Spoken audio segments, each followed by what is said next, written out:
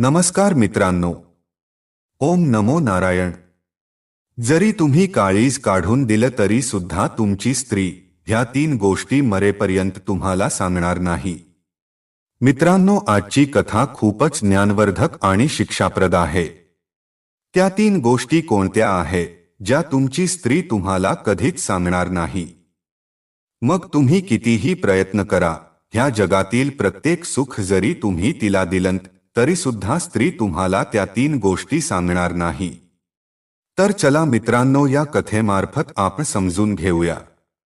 त्यापूर्वी मित्रांनो, तुम्ही आपल्या श्री पलक वाणी चॅनलला अवश्य सबस्क्राइब करा. मित्रांनो, तुम्हाला राजा विक्रमादित्य माहीतच असेल. राजा विक्रमादित्य ह्यांचं प्रजेवर खूप अधिक प्रेम होतं. राजा विक्रमादित्य ह्याला सदैव त्याच्या प्रजेच्या सुखदुःखाची चिंता लागलेली असायची. जर त्याच्या प्रजेमध्ये कोणी दुःखी व्यक्ती असेल आणि जर राजा विक्रमादित्य याला या गोष्टीची माहिती मिळाली तर राजा विक्रमादित्य त्या माणसाचं दुःख दूर करण्यासाठी प्रत्येक संभव प्रयत्न करत असत. आणि म्हणूनच राजा विक्रमादित्य ह्याचं नाव तिन्ही लोकांमध्ये खूपच आदराने घेतलं जायचं. कारण राजाचा हा धर्मच असतो की प्रजेच्या सुखदुःखाच्या बाबतीत विचार करणे, प्रजेच्या हितासाठी काम करणे हाच राजाचा धर्म असतो. कोण काय करत आहे, कोणत्या दुःखात आहे, कशाप्रकारे त्याची प्रजा त्यांचे जीवन जगत आहे, या गोष्टीची माहिती काढण्यासाठी राजा विक्रमादित्य वेषांतर करून त्याच्या नगरामध्ये फिरत असे. जर फिरत असताना एखादा दुःखी व्यक्ती राजाला सापडला तर राजा त्याचं दुःख दूर करण्याचे पूर्ण प्रयत्न करायचे. असेच एके रात्री राजा विक्रमादित्य त्यांच्या नगरामध्ये फिरत होते. मध्यरात्रीची वेळ होती. चारही बाजूला अंधार होता आणि भयंकर शांतता होती. नगरामध्ये फिरत असताना राजा विक्रमादित्य एका अशा घराशेजारी पोहोचले. तिथे एक छोटासा दिवा लावलेला होता. राजाने पाहिलं की त्याच घराच्या वरहाड्यामध्ये एक म्हातारी आई बसलेली आहे आणि ती म्हातारी वेगवेगळे कृत्य करत होती. कधी ती हसायची तर कधी रडायची, कधी ती नाचायची तर कधी ओरडायची. म्हाताया आईचे हे विचित्र वागणं पाहून राजा विक्रमादित्य खूपच आश्चर्यात पडला.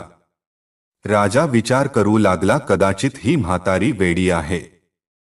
रात्रीच्या वेळी असं का करत आहे? तिच्या जवळ जाऊन नक्की कारण काय आहे हे जाणून घ्यायला हवं. राजा विक्रमादित्य त्या वेळेला एका साधारण मनुष्याच्या वेशभूषेत होता. राजा विक्रमादित्य त्या म्हाताया स्त्री जवळ जातो आणि तिला तिच्या या विचित्र वागण्याचं कारण विचारतो. तेव्हा ती म्हातारी म्हणते, हे वाटसरू, तू तुझ्या मार्गाला जा, मला माझ्या अवस्थेवर सोडून दे. माझी अवस्था जाणून घेऊन तू काय करणार आहेस? जर माझं दुःख दूर करण्याचे सामर्थ्य तुझ्यामध्ये असेल तरच मी तुला माझे दुःख सांगे, अन्यथा तू माझा आणि तुझा वेळ वाया घालवू नकोस. तेव्हा राजा विक्रमादित्य म्हणाला, हे आई, तू निसंकोच होऊन तुझ्या मनात जे काही आहे ते मला सांग. मी तुझे दुःख नक्कीच दूर करेल. तेव्हा ती म्हातारी आई म्हणाली, हे वाटसरू, माझं दुःख दूर करू शकतो तर तो फक्त येथील राजा विक्रमादित्य. त्याच्या व्यतिरिक्त दुसऱ्या कोणामध्येही इतके सामर्थ्य नाही की तो माझे दुःख दूर करू शकेल. विक्रमादित्य राजा म्हणाला, हे आई, मीच राजा विक्रमादित्य आहे. तुम्ही सांगा तर तुम्हाला काय त्रास आहे? मी तुम्हाला वचन देतो की मी तुमची माझ्या परीने पूर्ण मदत करेन. तेव्हा ती म्हातारी आई म्हणते, तुला माझी एक अट मान्य करावी लागेल. जर तू 6 महिन्यांच्या पूर्वी माझं ते कार्य पूर्ण केलं नाहीस तर 6 महिने पूर्ण झाल्यानंतर तुझा मृत्यू होईल. मित्रांनो, राजा विक्रमादित्य यांनी त्या म्हाताया आईची ती अट मान्य केली. म्हातारी म्हणाली, माझा तरुण मुलगा आणि सुनबाई त्यांच्या रूममध्ये झोपले होते. एके दिवशी सकाळी जेव्हा मी त्यांना उठवण्यासाठी गेले तेव्हा पाहिलं की दोघेही गायब आहेत. त्यांच्या अंथरुणावर फक्त मोठमोठे दगड होते. हा रहस्य अजूनही मला समजला नाही आणि तेव्हापासूनच माझा मेंदू व्यवस्थित काम करत नाही. माझी अवस्था वेड्यासारखी झाली आहे. जर तुझ्याच्याने शक्य असेल तर माझा तरुण मुलगा आणि सुनबाई जिथे कुठे गेले आहे तिथून त्यांना परत घेऊन ये. जर तू हे काम 6 महिन्यांपूर्वी केले नाहीस तर तुझा मृत्यू होईल. राजा विक्रमादित्य यांनी त्या म्हाताया आईला वचन दिलं की 6 महिन्यांपूर्वी मी तुझ्या मुलाला आणि सुनबाईला परत घेऊन येईन. अशा प्रकारे राजा विक्रमादित्य तिथून निघून जातो. फिरता फिरता अनेक दिवस व्यतीत झाले. उपाशीपोटी राजा प्रत्येक ठिकाणी फिरला जिथे राजाला वाटत होतं की त्या म्हाताया आईचा मुलगा आणि सुनबाई सापडू शकेल. परंतु कुठेही ते दोघे सापडले नाहीत. एके रात्री राजा नदीकिनारी फिरत होता. इकडे तिकडे फिरल्यामुळे शरीरामध्ये खूप थकावट होती आणि म्हणूनच तो नदीकिनारी झोपून जातो. परंतु चिंतेमुळे राजाला झोप येत नव्हती. कारण त्या म्हाताया आईच्या मुलाला आणि सुनबाईला शोधून 5 महिने निघून गेले होते. राजा झोपून विचार करत होता की 5 महिने तर निघून गेले आहे, परंतु अजूनही त्या म्हाताया आईला दिलेला वचन मी पूर्ण करू शकलो नाही आणि जर अजून 1 महिना व्यतीत झाला तर माझा मृत्यू होईल. त्या म्हाताया आईला मी माझा तोंड कसा दाखवू? त्यापेक्षा तर हेच चांगलं आहे की या नदीमध्ये मी उडी मारून मी माझे प्राण त्यागावे. असा विचार करून राजा विक्रमादित्य नदीमध्ये उडी मारण्यासाठी निघाला. नदीच्या काठी जाऊन तो उभा राहिला आणि नदीमध्ये उडी मारणार होता तेव्हाच राजाला कोणीतरी कपडे धुत असल्याचा आवाज आला. राजा विचार करू लागला, इतक्या रात्री कोण कपडे धुवत आहे? जाऊन पाहायला हवे. तेव्हा राजा विक्रमादित्य चालत चालत त्या आवाजाच्या दिशेने निघतो आणि तिथे जाऊन पाहतो की एक धोबी कपडे धुवत आहे. राजाने विचारलं, तू कोण आहेस आणि इतक्या मध्यरात्री तुला कपडे धुण्याची काय गरज लागली? तेव्हा तो धोबी म्हणतो, अरे भाऊ, काय सांगू, आमच्या इथे अवंतिका नावाची एक मुलगी आहे जिने अजूनपर्यंत सूर्याचा मुख पाहिला नाही. तिचे जेवढे पण कार्य असतात ते सर्व रात्रीच असतात. इतकंच नाही तर तिचे कपडे सुद्धा रात्रीच धुवून सुकवायला लागतात आणि म्हणूनच मला मध्यरात्री कपडे धुण्यासाठी यावं लागले आहे. धोबीच हे बोलणं ऐकल्यानंतर राजाला खूपच आश्चर्य वाटतं. राजा परत येऊन त्याच्या त्याच ठिकाणावर झोपून जातो. त्याला काही समजत नव्हतं की मी काय करावे. जेव्हा राजाला काही समजलं नाही तेव्हा राजा पुन्हा नदीमध्ये उडी मारण्यासाठी निघाला. अशा प्रकारे मित्रांनो, राजा जेव्हा पुन्हा नदीमध्ये उडी मारण्यासाठी निघाला तेव्हा राजाला धूप अगरबत्तीचा सुगंध येऊ लागला व त्यानंतर शंखाचा ध्वनी राजाला ऐकू येऊ लागला. राजा विक्रमादित्य विचार करू लागला की मी 2 वेळा मरण्याचा प्रयत्न केला, परंतु दोन्ही वेळेला माझ्या मरण्यामध्ये अडचण आली. आज मला असं वाटत आहे की परमात्माला काहीतरी दुसरंच मान्य आहे आणि यावरून हे स्पष्ट समजत आहे की अजून माझ्या मृत्यूची वेळ जवळ आलेली नाही. मित्रांनो, सकाळची वेळ होणारच होती. राजाने विचार केला, नक्कीच एखादा साधू देवाची पूजा करत असेल. चला आता त्यांचे जाऊन दर्शन करूया. आता राजा जिथून सुगंध येत होता, शंखाचा आवाज येत होता, त्याच दिशेने जाऊ लागला. थोडा अंतर चालल्यानंतर राजाला एका महात्म्याची झोपडी दिसली. राजाने त्या झोपडीमध्ये जाऊन महात्माच्या चरणांमध्ये प्रणाम केला आणि एका बाजूला जाऊन राजा बसला. राजा विक्रमादित्यला निराश अवस्थेत पाहून त्या महात्माने विचारले, हे युवक, तुला पाहून असं वाटत आहे की तू एखाद्या चांगल्या घरातून आहेस. तुझ्या चेहऱ्याला पाहून असं वाटत आहे की तू खूपच दुःखी आहेस. तेव्हा राजा विक्रमादित्य म्हणतो, हे महात्मा, मी उज्जैन नगरीचा राजा विक्रमादित्य आहे. मी माझ्या नगरीमध्ये कोणाला तरी वचन दिलं आहे आणि माझं ते वचन मी पूर्ण करून शकल्यामुळे मी खूपच दुःखी आहे आणि म्हणूनच मला नदीमध्ये माझे प्राण त्यागायचे होते. परंतु तेवढ्यातच मला शंखाचा आवाज ऐकू आला. मी विचार केला, मरण्यापूर्वी मी तुमचे दर्शन करावे. तेव्हा ते महात्मा म्हणाले, हे राजन, आत्तापर्यंत मी तुमचा फक्त नाव ऐकला होता, परंतु आज तर तुम्ही स्वतः आमच्या इथे धारले आहात. तुम्ही म्हणा, आम्ही तुमची काय सेवा करू शकतो. तेव्हा राजा विक्रमादित्यने त्या म्हाताया आईचं सर्व बोलणं त्या साधू महात्माला सांगितलं.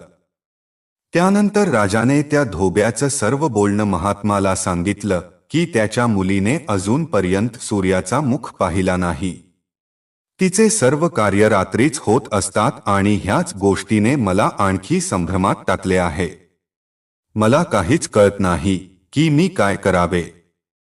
मित्रांनो, थोडा वेळ विचार केल्यानंतर ते महात्मा म्हणाले, हे राजन, तुम्ही एक काम करा. तुम्ही त्या धोब्याच्या मुलीसोबत विवाह करा. 2-4 दिवस तिच्यासोबत राहा व तेथील सर्व परिस्थिती समजून घ्या. त्यानंतर तुम्ही माझ्याजवळ या, मी तुम्हाला सर्व कहाणी समजावून सांगे. मित्रांनो, महात्माचे बोलणं ऐकल्यानंतर पुढच्या दिवशी राजा विक्रमादित्य नटून थटून त्या धोब्याच्या घरी जातो. धोब्याच्या घरी जाऊन राजा विक्रमादित्य त्याच्या मुलीसोबत लग्न करण्याची इच्छा व्यक्त करतो.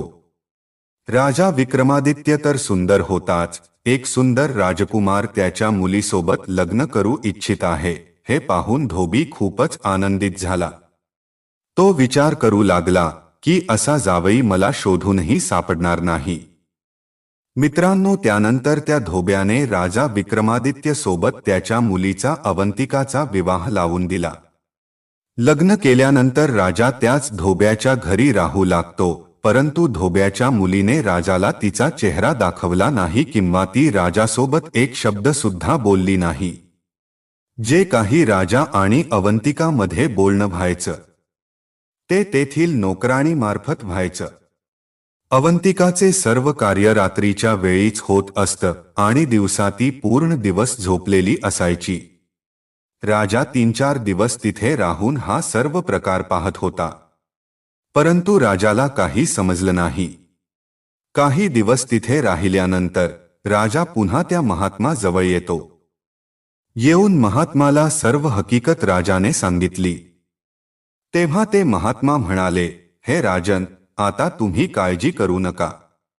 आता तर आपलं काम झालं आहे असं समजा. वास्तवमध्ये त्या धोब्याची मुलगी अवंतिका इंद्राची अप्सरा आहे. ती रात्री जाऊन इंद्राच्या सभेमध्ये नृत्य करते. मी तुम्हाला 3 दिवसांसाठी 3 जादूच्या गोळ्या देतो. तुम्ही यातील एक गोळी प्रतिदिवस तुमच्या तोंडामध्ये ठेवून द्या. तुम्ही ही गोळी तोंडात ठेवल्यामुळे रात्री तुम्हाला कोणीही पाहू शकणार नाही, परंतु तुम्ही सर्व काही पाहू शकाल. जेव्हा ती मुलगी इंद्राच्या दरबारामध्ये जात असेल तेव्हा तिच्या मागे तुम्ही सुद्धा जा. त्यानंतर तिथे तुम्हाला काय करायचं आहे हे तुमच्या बुद्धीवर निर्भर आहे. इतकं म्हटल्यानंतर महात्माने 3 गोळ्या राजा विक्रमादित्य यांच्याजवळ दिल्या. राजा विक्रमादित्य त्या गोळ्या घेऊन त्या धोब्याच्या घरी येतात. रात्री राजा विक्रमादित्य कारण बनवून लवकर झोपून जातात. त्यानंतर त्यांनी गोळी तोंडामध्ये ठेवली आणि ते बाहेर निघून गेले. इकडे अवंतिका सुद्धा इंद्राच्या सभेमध्ये जायला तयार होते. राजा विक्रमादित्यने हळूच तिच्या अंघोळीच्या पाण्यामध्ये थंड पाणी टाकले आणि तिच्या शृंगार करण्याच्या खोलीमध्ये सर्व सामान इकडे तिकडे पसरवून ठेवले. इकडे अवंतिकाने पाहिलं की तिच्या अंघोळीच्या पाण्यामध्ये कोणीतरी थंड पाणी टाकले आहे आणि तिचा सर्व शृंगार सुद्धा अस्ताव्यस्त टाकून दिला आहे. हा सर्व प्रकार पाहून अवंतिकाला खूपच आश्चर्य वाटलं. ती तिच्या नोकरणीला ओरडत म्हणाली, हे सर्व कोणी केले आहे? नोकरानी जवळ सुद्धा या गोष्टीवर काहीच उत्तर नव्हतं. हे सर्व राजा विक्रमादित्य यांनी केलं होतं. त्याने हे सर्व गुप्त पद्धतीने केलं होतं. मित्रांनो, अवंतिकाला इंद्राच्या दरबारात पोहोचण्याची खूपच घाई होती आणि म्हणूनच ती घाईघाईने तयार झाली आणि इंद्राच्या दरबारामध्ये जायला तयार झाली. अदृश्य रूपाने राजा विक्रमादित्य सुद्धा तिच्यासोबत निघाला. चालत चालत अवंतिका एका जंगलामध्ये पोहोचली आणि वृक्षाच्या खाली उभी राहून आवाज देऊ लागली, मालती ताई लवकर चला, आज उशीर झाला आहे. बहिणीचा आवाज ऐकल्यानंतर मालती सुद्धा नटून थटून बाहेर आली. अशा प्रकारे त्या दोघी पुढे चालू लागल्या. चालत चालत पुढे त्यांना पिंपळाच एक मोठं झाड दिसतं, ज्याला मोठमोठ्या फांद्या होत्या. मित्रांनो, त्या दोघी बहिणी वृक्षाची एक एक फांदी पकडून बसून जातात. इकडे राजा विक्रमादित्य सुद्धा त्या फांद्यांच्या मध्ये बसतो. त्यानंतर त्या दोघी त्या पिंपळाच्या झाडाला म्हणाल्या, चल रे पिंपळा, लवकर आम्हाला इंद्रच्या दरबारात घेऊन चल. मित्रांनो, इतकं म्हटल्यानंतर तो पिंपळाचा झाड उडू लागला आणि लगेचच तो इंद्राच्या सभेमध्ये पोहोचला. तिथे इंद्राचा दरबार लागला होता आणि सर्वजण त्या अप्सरांची वाट पाहत होते. दरबारामध्ये पोहोचल्यावर दोघीही त्या पिंपळाच्या झाडावरून उतरतात. इकडे राजा विक्रमादित्य सुद्धा जो ढोलक वाजवत होता त्याच्या शेजारी जाऊन बसून राहतो. दोन्ही बाजूला आसनांवर देवता विराजमान होते आणि तिथे नृत्याचा कार्यक्रम आरंभ होणार होता. राजा विक्रमादित्य यांनी अदृश्य होणारी ती गोळी त्यांच्या मुखातून काढून त्यांच्या खिशामध्ये ठेवली. मित्रांनो, तो स्वर्ग होता. तेथील दृश्य खूपच अद्भुत होतं. सभामंडपामध्ये लागलेल्या मोत्यांची चमक डोळ्यांना दिपवत होती. चारही बाजूला सुगंधित पुष्पांचा सुगंध मनाला प्रफुल्लित करत होता. खूपच शांतिमय असं वातावरण तिथे होतं. चंद्राचा मंद प्रकाश त्या वातावरणाला आणखीच सजवत होता. महाराज इंद्रदेव त्यांच्या पत्नीसोबत सिंहासनावर विराजमान होते. इकडे जय जयकारासोबतच यंत्रांची मधुर ध्वनी मनाला मोहित करत होती. इंद्राच्या दरबारामध्ये नृत्याच्या कार्यक्रमाला आरंभ होतो. अप्सरा तिथे नृत्य करू लागल्या, परंतु ढोलक वाद्य करणारा थोडा सुस्त होता. तो त्याच्या वाजवण्यामध्ये गती आणत नव्हता. हे पाहून राजा विक्रमादित्य त्या ढोलक वाजवणाऱ्याला म्हणाला, मी तुम्हाला काहीतरी मदत करतो. ढोलक वाजवणारा सुद्धा रोजच्या रोज ढोलक वाजवून कंटाळला होता. म्हणून त्याने विचार केला, हा माणूस मला चांगलाच भेटला आहे. हा ढोलक वाजवेल तेव्हापर्यंत मी आराम करेन. त्याने हस्त ढोलक राजा विक्रमादित्य याला दिला. मित्रांनो, जसं राजा विक्रमादित्य ह्याने ढोलक वाजवायला सुरुवात केली, सभेमध्ये एक मादकता पसरली. सर्वजण नाचू लागले. अप्सरांनी त्या दिवशी असा नृत्य केला जसा नृत्य यापूर्वी कधीच झाला नव्हता.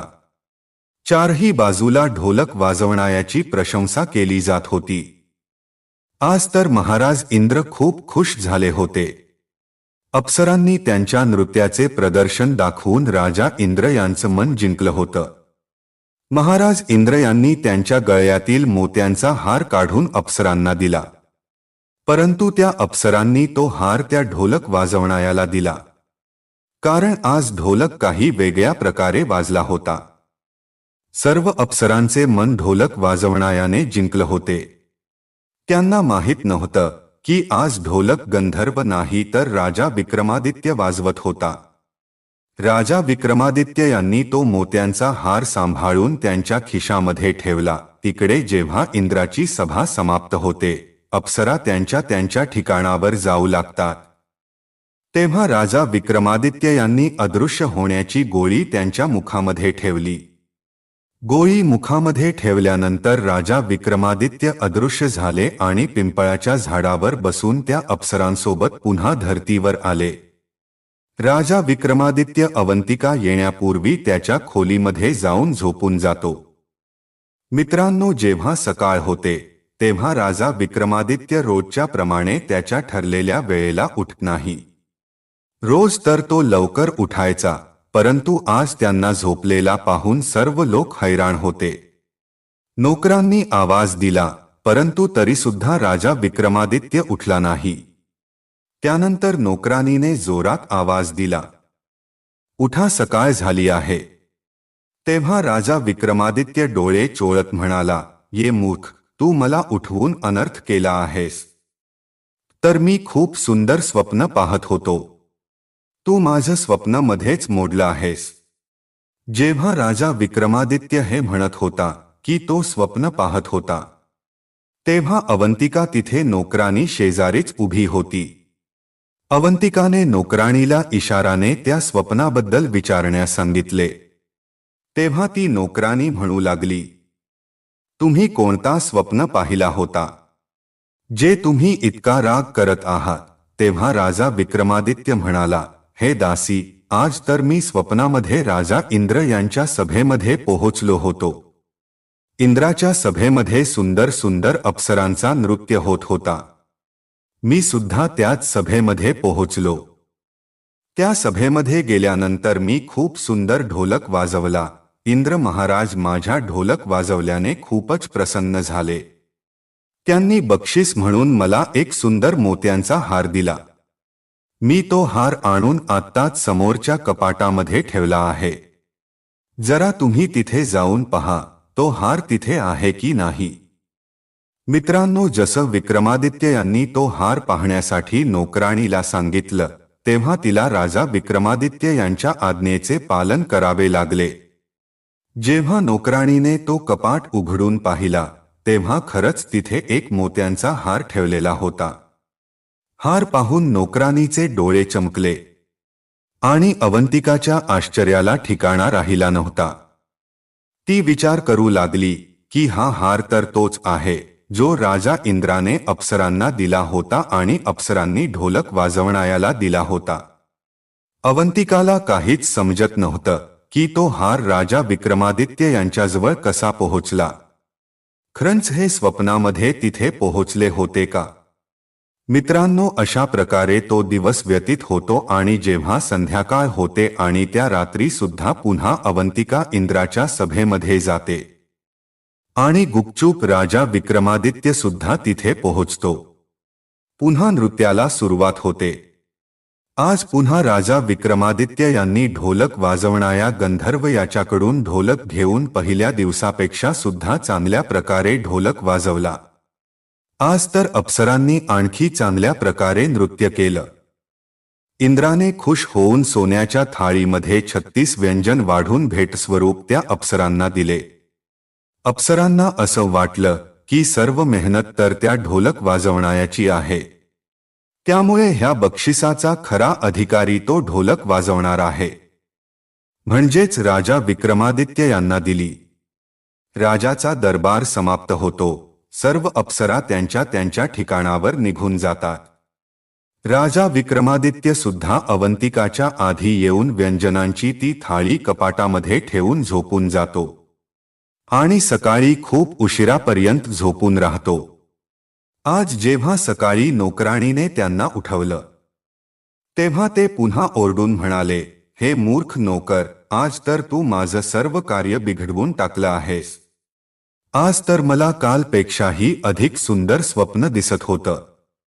अवंतिकाने नोकराणीला विचारण्यास सांगितलं की आज त्यांनी स्वप्नामध्ये काय पाहिलं. तेव्हा राजा विक्रमादित्य म्हणतो, आज मी इंद्राच्या सभेमध्ये कालपेक्षाही अधिक सुंदर ढोलक वाजवलं व ज्यावर प्रसन्न होऊन राजाने मला सोन्याच्या थाळीमध्ये 36 प्रकारचे व्यंजन भेट स्वरूपात दिले आहे. मी ती थाळी आणून आपल्या कपाटात ठेवली आहे. जाऊन त्या कपाटात बघ, ती थाळी ठेवली आहे की नाही. नोकराणीने जेव्हा कपाट उघडून पाहिलं, तेव्हा खरंच तिथे व्यंजनांची थाळी ठेवलेली होती. शेजारी अवंतिका उभी होती. व्यंजनांची थाळी पाहून ती स्तब्ध राहिली. तिला काहीच समजत नव्हतं की हे सर्व कसे घडत आहे. ही थाळी तर इंद्र महाराजांनी अप्सरांना भेट स्वरूपात दिली होती. मग ही थाळी विक्रमादित्य यांच्या जवळ कशी आली? मित्रांनो, ह्याच गोष्टीच्या विचारात पूर्ण दिवस निघून जातो. शेवटी संध्याकाळच्या वेळेला अवंतिकाला राजासोबत बोलावंच लागलं. अवंतिका राजाला बोलू लागली, हे महाराज, मला हे समजत नाही. तुम्ही मला सर्व सत्य सत्य सांगा की तुम्ही हे सर्व कसं केलं. ती थाळी खरंच तीच होती जी राजा इंद्र यांनी दिली होती. राजा विक्रमादित्य यांनी पाहिलं की अवंतिका त्यांच्यासमोर येऊन त्यांचा मुख त्यांना दाखवत आहे. राजाने आत्तापर्यंत अवंतिकाचा मुख पाहिला नव्हता. सुंदर अवंतिकाचा मुख पाहून राजा खूपच प्रसन्न होतो. राजा विक्रमादित्य म्हणाला, मी तुला सांगेन, परंतु त्याआधी तू तुझं रहस्य मला सांग. तू तुझं मुख मला का दाखवत नव्हतीस? अवंतिका म्हणाली, हे स्वामी, मी एक अप्सरा आहे आणि राजा इंद्र यांच्या दरबारामध्ये रोज रात्री मी नृत्य करण्यासाठी जाते आणि एक स्त्री कधीच अशी गोष्ट तिच्या नव्याला सांगत नाही. हे महाराज, स्त्रियांचा हा स्वभाव असतो की त्या ह्या 3 गोष्टी कधीच तिच्या नव्याला सांगत नाही. नंबर 1, जर विवाहपूर्वी तिचा कुठल्या परपुरुषासोबत प्रेम संबंध असेल तर ही गोष्ट ती स्त्री मरेपर्यंत तिच्या नव्याला सांगू शकत नाही. तुम्ही तिला कितीही मजबूर करा, परंतु तरीसुद्धा ती ही गोष्ट त्याला सांगू शकत नाही. नंबर 2, स्त्री ती जिवंत असताना कधीही तिच्या नव्याला दुसऱ्या स्त्री जवळ जायला सांगत नाही आणि नाही ती तिच्या नव्याला दुसऱ्या स्त्रीसोबत प्रेम करताना पाहू शकते. नंबर 3, मी सुंदर नाही असं स्त्री तिच्या नव्याला कधीच बोलत नाही.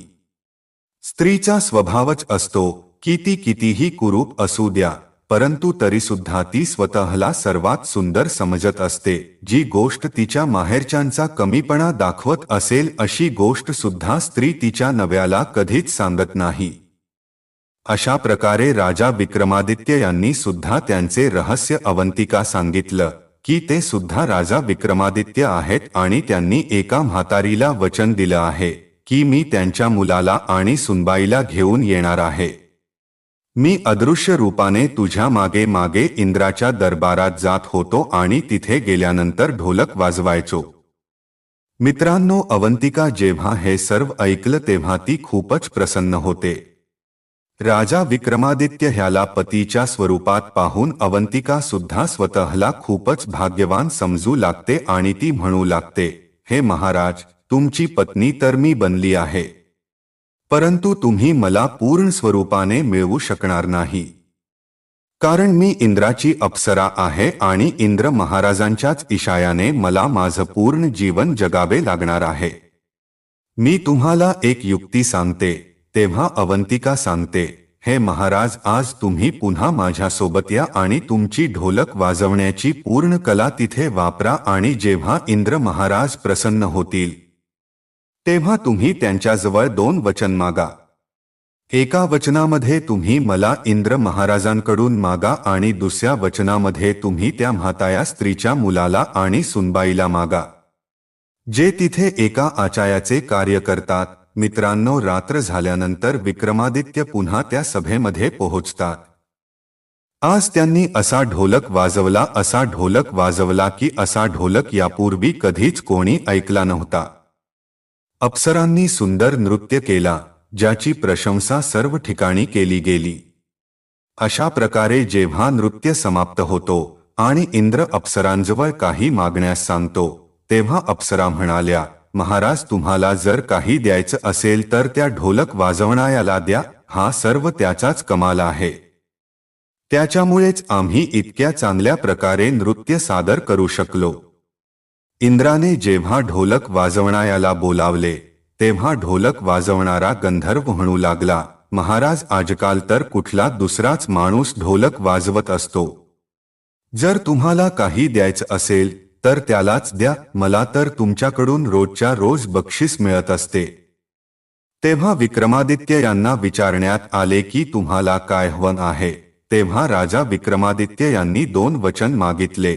पहिल्या वचनामध्ये अवंतिका आणि दुसऱ्या वचनामध्ये त्या म्हाताया स्त्रीच्या मुलाला आणि सुनबाईला मागितले, जे तिथे स्वयंपाक्याचे काम करत होते. इंद्राला हे जाणून खूप प्रसन्न वाटले की हाच राजा विक्रमादित्य आहे. राजा इंद्र यांनी त्यांचे वचन पूर्ण केले. अशा प्रकारे राजा विक्रमादित्य 6 महिन्यांपूर्वीच अवंतिका आणि त्या म्हाताया स्त्रीचा मुलगा आणि सुनबाई सोबत त्यांच्या नगरामध्ये परत येतो. म्हाताया स्त्रीच्या मुलाला आणि सुनबाईला म्हाताया स्त्री जवळ देतो आणि अवंतिका सोबत त्यांच्या राजभवनात निघून जातो. सर्व राज्यांमध्ये आनंद साजरा केला गेला आणि राजा विक्रमादित्य पुन्हा सुखपूर्वक राज्य करू लागला. मित्रांनो, ही कथा तुम्हाला कशी वाटली कमेंटमध्ये नक्कीच कळवा. व्हिडिओ आवडला असेल तर लाईक करायला विसरू नका. भेटूया पुढच्या अशाच एका ज्ञानवर्धक व्हिडिओमध्ये, एका नवीन ज्ञानवर्धक व्हिडिओमध्ये, एका नवीन चर्चेसह. तुम्हा सर्वांचे मनःपूर्वक आभार. श्री स्वामी समर्थ. जय श्री राम, जय श्री हनुमान, जय श्री कृष्ण, जय माता लक्ष्मी.